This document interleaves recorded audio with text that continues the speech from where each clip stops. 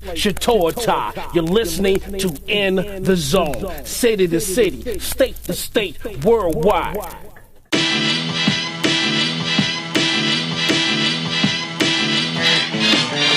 You know, I'm doing my own thing. I used to think that I needed to be at ESPN. I used to have to be at all these other places to feel like I belong. But I don't need that shit, man. And I never needed them, you know, to begin with. Because I have freedom now. You know what I'm saying? I have freedom, and there's nothing better than being free. You know what I'm saying? Look at these artists right now in the music industry, and you still hear people brag, man, I'm on a label. I mean, fuck being on a label. You should be independent.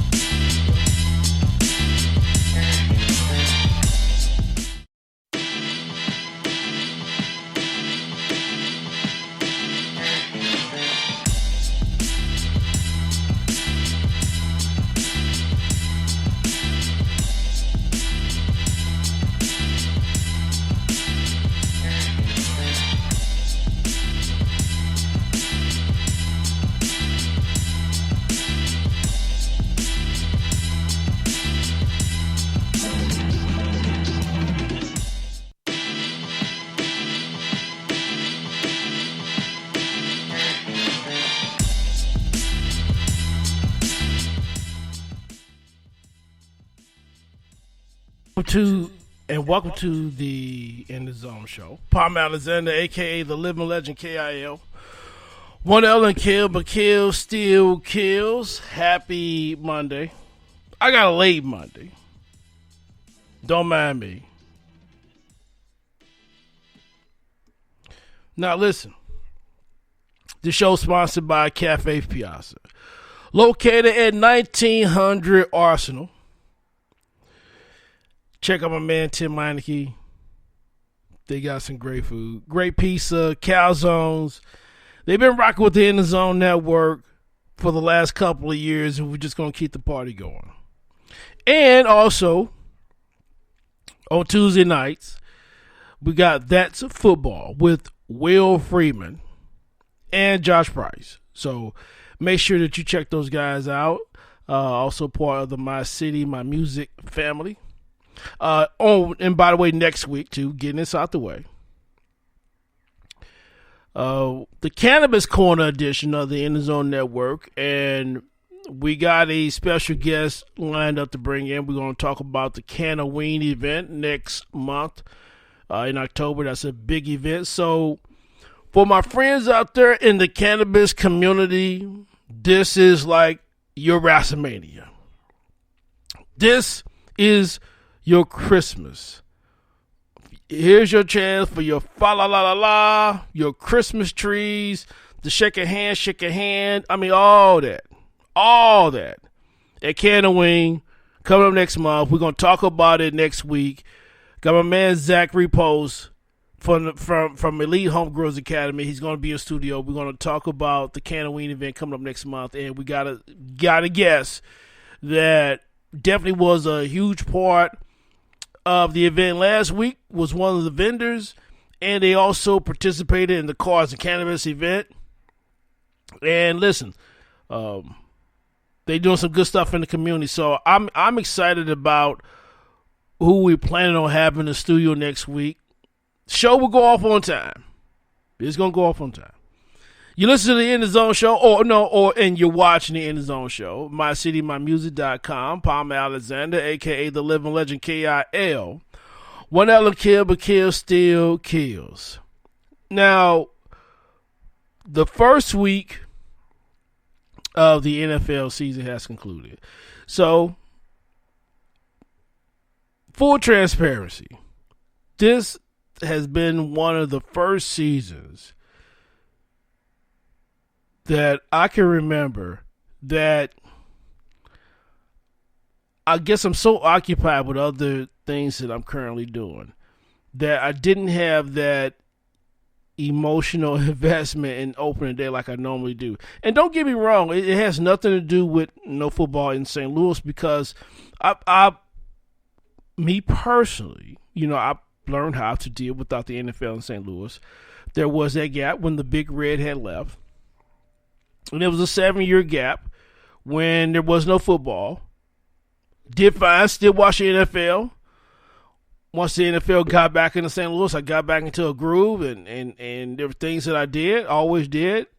And now that the NFL is not in St. Louis, I would say that I've taken a step back on how much football I consume versus how much I used to. So I'm not consuming as much football as I used to. But I do feel comfortable in, still talking NFL. And I watched I caught a little bit of some of everything yesterday. But I'm going to leave a lot of the meat on the bone for Josh and Will. But I will give this much. Normally, I would have a good idea of how to pick teams and pick games. But this season probably is really difficult. And I think I told someone the other day, I don't really think that for me to start picking teams and betting on games and getting in football pools and things like that, I'm gonna have to see, 2 or 3 games. They've only played 3 preseason games, and the starters barely played. So it's gonna take about a month. It's gonna take about 4 games for everybody to start hitting their strides. So I don't make a lot out of the first week, and I guess it's easy for me to say that now because I'm not currently in the NFL city. I'm sure if I was in Nevada, I may feel different. I may have a different attitude if I was a Raiders fan. I may have a different attitude if I was in Dallas, Texas. And I said it with a lot of X's in that. Might have a different opinion if I was in Houston, with a tie, or Cincinnati. Damn. Think about how the Bengals lost in the Super Bowl. They could have won. Then you lose a heartbreaker to begin the upcoming 2022 season. This is from YouTube. I don't need nothing from YouTube. But a heartbreaking loss. I watched it as much as I could of some of the games and, went on to other projects. I tried to watch Mizzou and Kansas State. Just shook my head.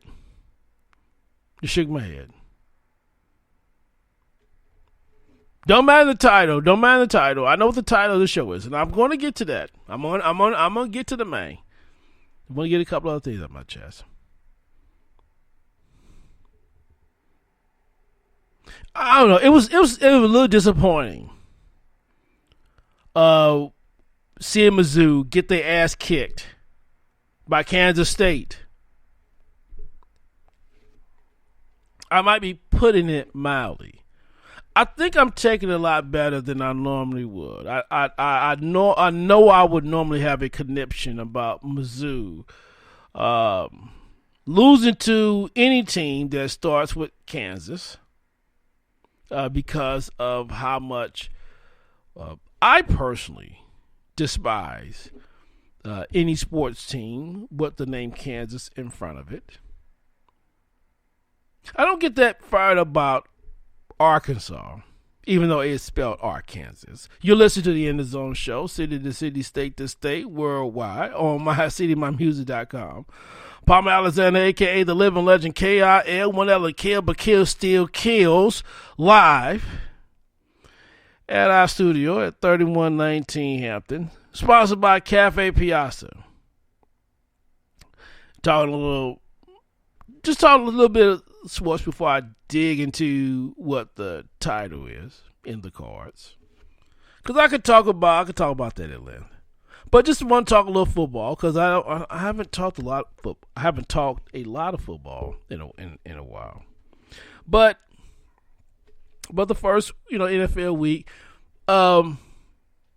yeah, I normally take the first 4 games, just soak them in, because teams are still trying to figure things out, and then you really get a feel. Either these offenses that are going to click, they're going to finally click, that's starting to click, they're going to really be clicking. You're going to find out after about 4 games, or defense, special teams, whatnot. Some teams going to be clicking, some not, some going to be right in the middle. But to me, to like the formal, to me, to go out for week to week, making analysis and making picks, it takes about 4 games. And I think so because, one, they don't play as much in the preseason. It's 3 games. So they got and that do play a factor into why there may be some sloppiness. I mean, they got to be some give and take. And I know people are bitching about the sloppiness, but if they played a normal preseason like they used to do in the past, 4 preseason games. Then you have the injuries. Then you have people bitching about the injuries. So people bitching about the timing, and bitching about the offense, and bitching about how the offense is behind on the defense. But then if they played a standard preseason the way that they did in the past, then people be getting injured. And they're like, who want to watch the 4th preseason game? You don't need that many preseason games. But now they're playing 3 preseason games, and they bitching about that. I think some people bitch to bitch, But that just one man's opinion. Anybody check out? Does anybody out there enjoy when the Cowboys lose as much as I do? I do. I enjoy. I get a Gus pleasure when the Dallas Cowboys lose. They have probably the most annoying fan base known to mankind. Yeah. I saw a person on Twitter, St. Louis person, mind you, and on the Twitter page, see all this good stuff. Then their line says, the next line, one of the lines say drama free, but they're wearing a Cowboys jersey. I want you to know something. If you are wearing a Dallas Cowboy jersey, and especially for those who live in the St. Louis metropolitan area, you must love drama. How could you? How dare you? It's blasphemous. And think about this. Think about it. How could you be a fan of an organization who's, they don't give a shit. You listen to the In the Zone show, city to city, state to state, worldwide. There's a whole spot dedicated to them boys, who the last time they were in the Super Bowl, I was getting a low cut fade at the drop shop right off St. Louis Avenue, Vanderbilt. You know what it is.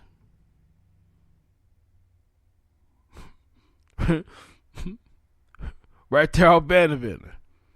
Y'all know what it is. All them blocks, y'all know. Sullivan, Aldine, Palm. Y'all know what it is. You know what it is. St. Louis finest, right? St. Louis finest. But yeah, I was going to the drop shop. That's how long it was. And even then, I despise them. I can't stand their existence. It brings me pleasure when they lose. And I prefer them losing in January, actually, because it's always the same line of bullshit every year. They think they're going to the Super Bowl. They think they are anointed to go to the Super Bowl. So you have no idea how much pleasure I got when I see Tony Romo fall on his face every time. Unfortunately, Dak Prescott got hurt. Hope that he has a speedy recovery. But I never liked him. Didn't like him when he played at Texas A&M, competing against Mizzou. I sure as hell don't like him with the Cowboys. Because I don't like him. And I never will. And I just want to get that off my chest. For all you Cowboy haters, pardon me. For you Cowboy lovers. And some of you Cowboy lovers, you know who you are. You know who you are.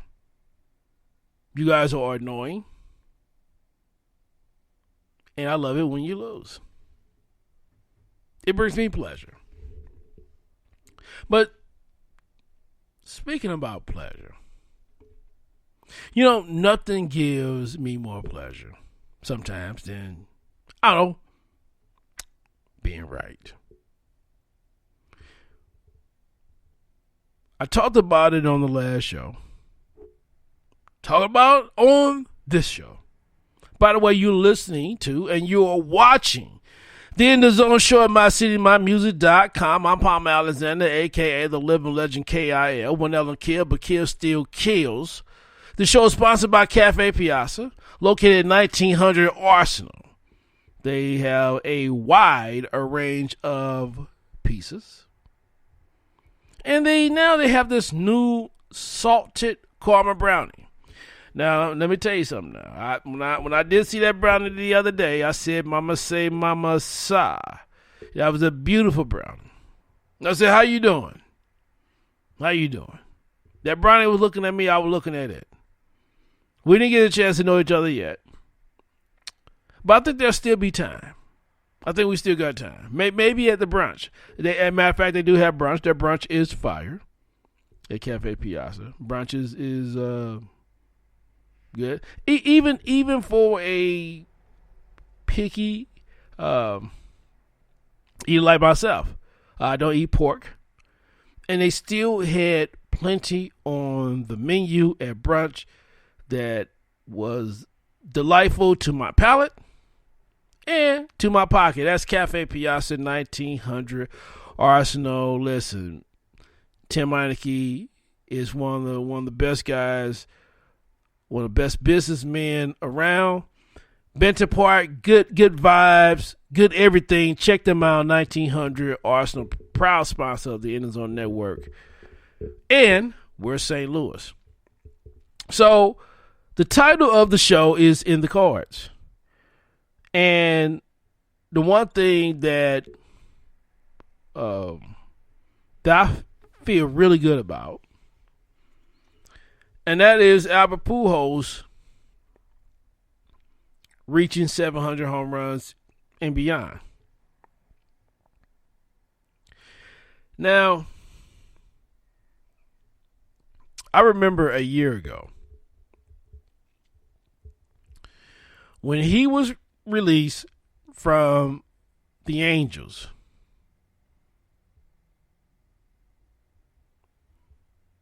And I remember vividly. I just put it out there, like, we need to sign him. We need to bring the man home. We need to sign him. And, you get the naysayers. Yeah, we shouldn't be signing Albert. He's old. He's over the hill. He ain't gonna do nothing. He ain't did nothing since he left and he took all that money. Why we gotta have Albert? We don't want no Albert.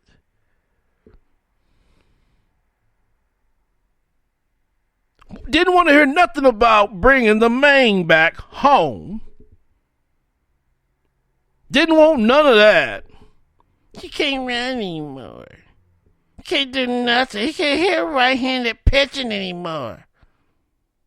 He ain't nothing. Maybe we could bring him back for a farewell tour. Goodwill ambassador tour. He wave his hands and kiss a baby or two.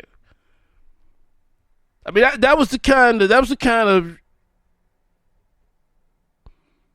pushback.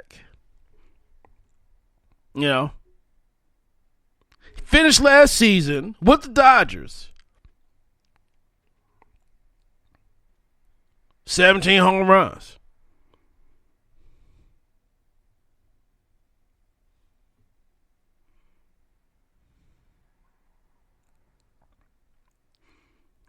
As much criticism as I personally has leveled at Cards front office and especially John Mozeliak, my hat goes off many a times for signing Albert Pujols and bringing the man home.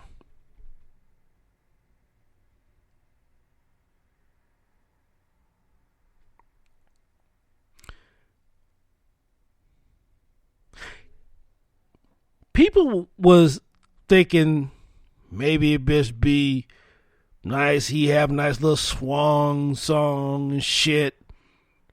Take some bows, blow some kisses. Just have a ceremonial last season. But nope. Look what he's doing today. He is one of the reasons why they are in first place.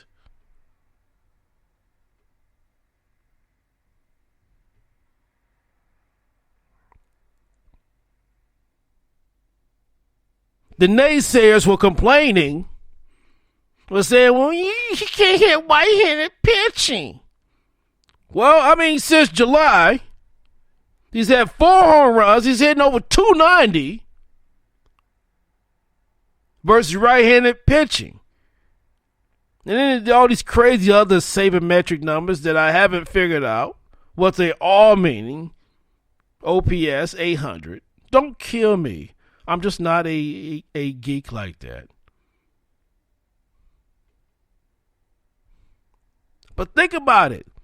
They weren't expecting that out of Albert Pujols at 42 years of age, but I did caution the ones who wasn't ready to believe yet. I said, well, what about the Cardinal Magic?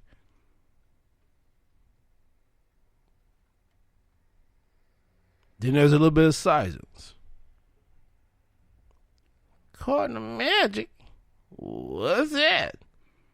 Come on, fools.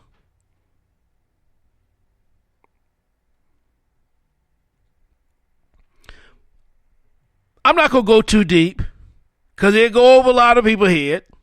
So I'm not going to mention Cesar Cedeno doing the 87 drive.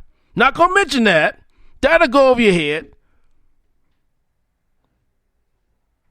Or getting the big bat of Lee Dressens that killed the Cardinals most of his career. What he did for the Cardinals doing the 87 pennant drive. Not going to mention that. Because that'll go over your heads. That was during the Whitey Ball era.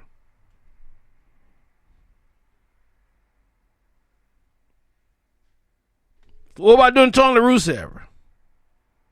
The Cardinal Magic. We seen it work. I was there the night Woody Williams pitched his first game for the Cardinals. After they traded Ray Langford, one of my favorite Cardinals. It was bittersweet. After so many years of watching Ray Langford play in person and then going to a game and not seeing Ray Langford, seeing his replacement, Woody Williams.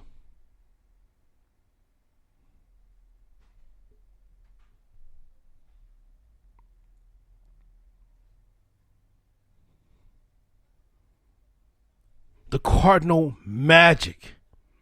Woody balled out.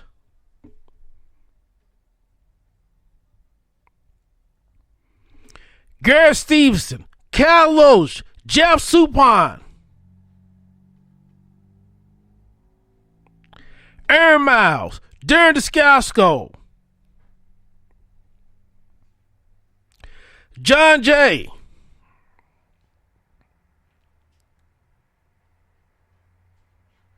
they had magnificent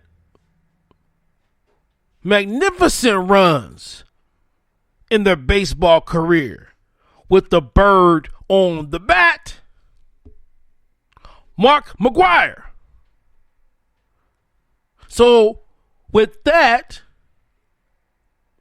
with that behind me and you, we all that history. Will Clark, Larry Walker. Remember how important Larry Walker was to that 2004 team that made that run to the World Series?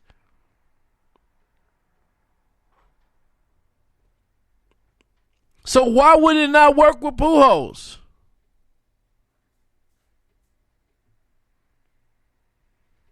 Chris Carpenter.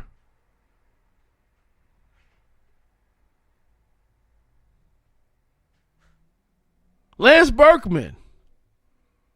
Carlos Beltran was damn near. It felt like he was on his last legs. He was done.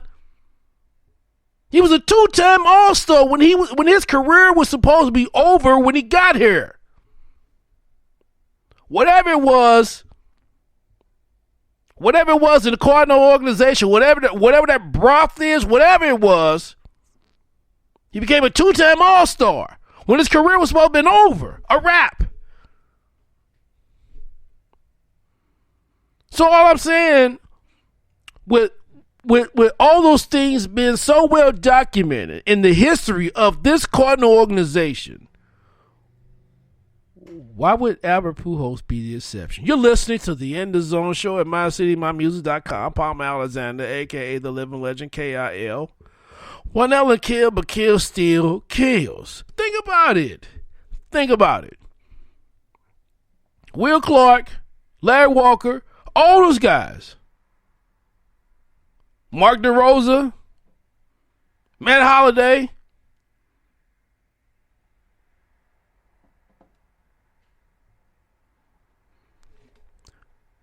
That 06 team. Octavio Dotel was toast. So we thought.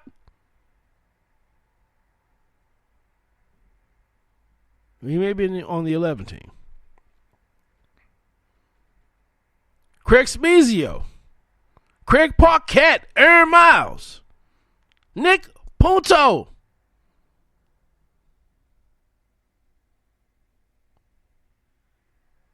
Skip Schumacher.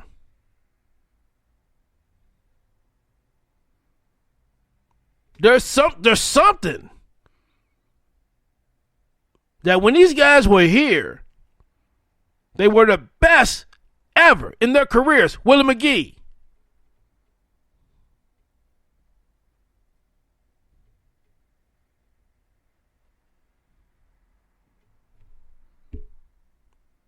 How often is it? How often is it that you see a guy, a star, a guy on the brink, come to St. Louis and just take off?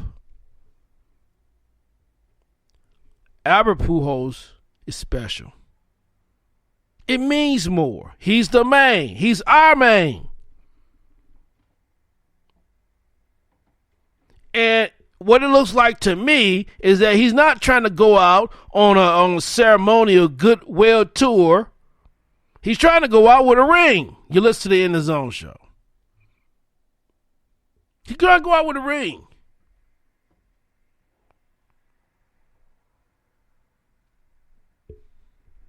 He's chasing 700 home runs right now. As I'm doing this, he's at 697.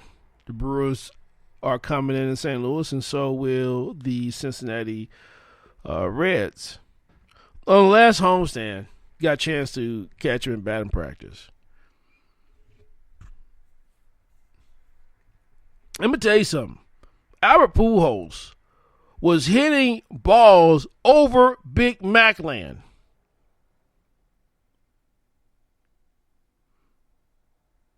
If you're familiar with Busch Stadium, you see where Big Mac land is. He was hitting them over Big Mac land. He hit the Powerball sign. Another few rows up from the Big Mac sign, from Big Mac land. He's not hitting wall scrapers like Tommy Edman. He's not the average 42-year-old.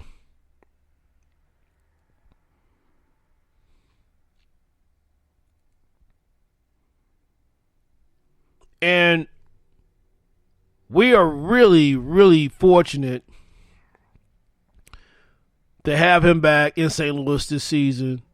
And he's really, really given us a memorable season. And while I'm at it, let me give a shout out also. I gave John Mozeliak some credit, and it's on the wax now so people can see that. And they're like, damn, let me check my bingo. Let me play pick 3, pick 4, play all that. I'm giving Mozeliak credit. I'm giving him credit. He deserves it. He definitely deserves it.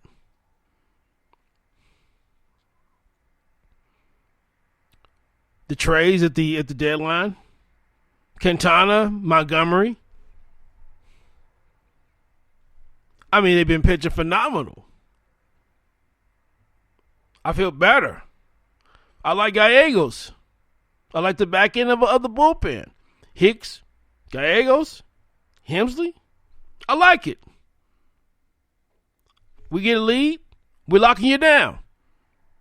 I like the Cardinals' defense. They don't make a lot of mistakes. I'm more confident about our defense than I've been in 10 years.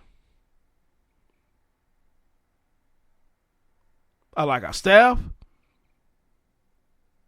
I think this team can make a deep run.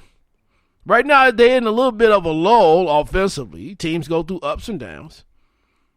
But the right people are hot. Corey Dickerson. What a great free agent signing. Yeah, it didn't move the needle. I was kind of But Oliver Marmol has been playing them and has been paying off. He's hitting. He's probably having one of his best seasons. He's having a season better than what I was thinking.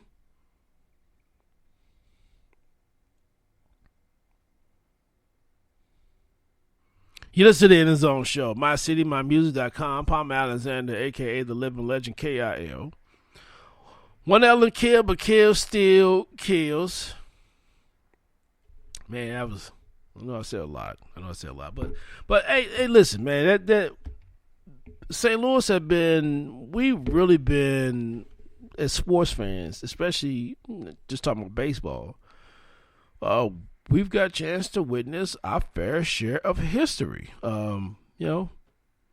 Ken Griffey Jr., one of the greatest players that has ever lived, hit number 500 in St. Louis.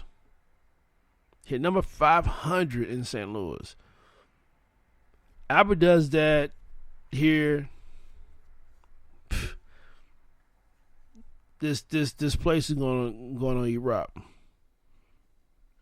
And I think the type of momentum that is likely to generate for this team, I just wouldn't want to be running to the Cardinals. And I'm not saying that because I'm from St. Louis, but I'm telling you from what I've seen them do to teams in the past. And this is not, I guess, sounding arrogant or cocky as an observer and a lover of the Cardinals. There isn't a team in the National League that I would say I personally would fear, because the Cardinals have proven time and time again the regular season don't mean jack when October Red comes around. The Dodgers, it doesn't matter. Dodgers, Braves, Mets, doesn't matter. Doesn't matter. And I think that some of that Cardinal aura and some of that playoff mystique and some of that other stuff will get restored this fall. I think the Cardinals will have a long, substantial run.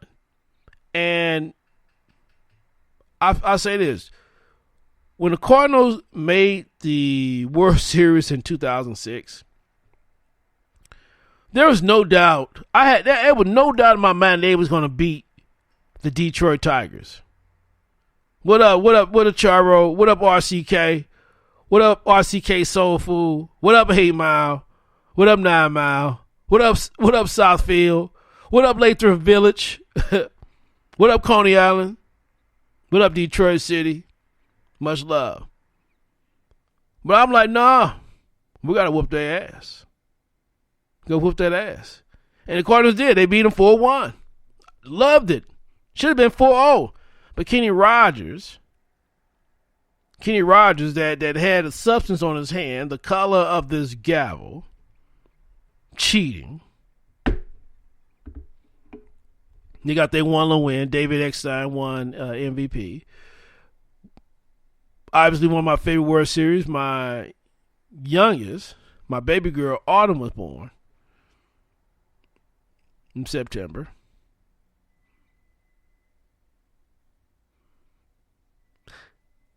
I remember her just being home from the hospital the day that Yachty hit that home run. She was just like maybe about a month old. So, a lot of memories. A lot of great memories about that. But the players that came along, Preston Wilson. So, anything is possible. And the Cardinals have just time and time again over the years, they have found certain individuals. Jeff Weaver, Edwin Jackson. They found certain individuals who just fit into their way of getting things done, and it's frustrating and it pisses people off. But when they win, it justifies what they doing and why they do the things that they do. And as frustrated as we may get at John Mozeliak and Bill DeWitt, when they win, it justifies why they do what they do. And every now and then they will throw St. Louis a bone. I mean, us fans a bone. We did get a bone with Goldsmith and Arenado. Pujols turned to a big bone with some meat on it. Because he's almost giving us 20 home runs. And I'm telling you, last year, if you told me Pujols would have hit 15, I would have turned a flip like Ozzy. But he's on the verge of hitting 20 and catching, getting to the 700 club. So, I mean, as a fan, what more can you ask for? And then the guys that you bring up, Donovan and Gorman, now those guys are players. I like Yepes. I know he's hurt. O'Neill is coming around. Nootbaar. They got a lot of good young players. That has gotten a lot of real time game playing experience. And some of these late comeback wins, I know the one they had in Pittsburgh, they had one against the Nationals, and it wasn't like how they've been winning before, where they're scoring 6-7 runs, but those comeback wins build character. And it shows that if they are down, they got enough to be able to fight. They got enough to fight. and put up a good enough fight and not just, not turn over. Not just roll over and accept defeat. And I love that about this team. And I'm going to temper my enthusiasm because I don't want to end up blowing the gasket, complimenting them too soon. But I will say this, I was wrong about Oliver Marmol, because so far I like how he managed his team. He manages with a lot of passion, and he doesn't come off as a gratuitous ass kisser, as maybe some mayors and managers, in prior past. Mike Matheny. Yeah, definitely Mike Matheny. But I mean, that's just my opinion. But I'm happy about the job that Oliver Marmol has done so far. I know he will only get better from here. And who knows? I mean, listen. Before Tony La Russa came along, Whitey Herzog was the greatest manager in Cardinal history that I know. He won the one title.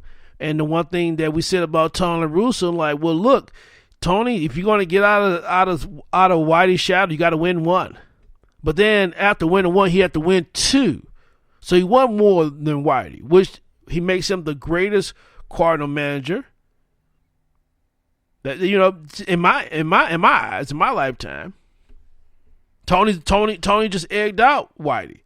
Still love Whitey. Whitey ain't going nowhere. But it's room for Tony and Whitey. Will Oliver Marmol put himself in that position? Do something that Mike Matheny couldn't do with the championship team handed over to him. I always said that Cardinal team 10 years ago that Mike Matheny handed was a brand new shiny Corvette. And then you hand it to him, and then he crashed it. He turned it into a Chevette. You listen to the In the Zone show, mycitymymusic.com. This show is sponsored by Cafe Piazza, 1900 Arsenal. Check out the Parquet, Bento Parquet, video games, NBA Jam, darts, foosball.